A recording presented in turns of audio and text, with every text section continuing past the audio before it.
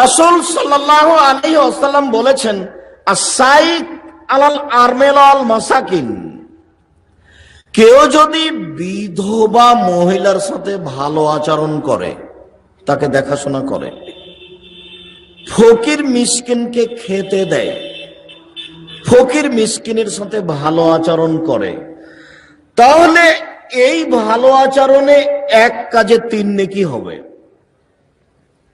এক, কাল মুজাহিদ ফি সাবিলিল্লাহ, আল্লাহর পথে যুদ্ধ করলে যত নেকি হয়, বিধবা মহিলাকে দেখাশোনা করলে তত নেকি হয়। 2, ওয়াসাইম লা ইফতির, নিয়মিত সিয়াম থাকলে, রোজা থাকলে যত নেকি হয়, অসহায় পুরুষ নারীকে দেখাশোনা করলে তত নেকি হয়।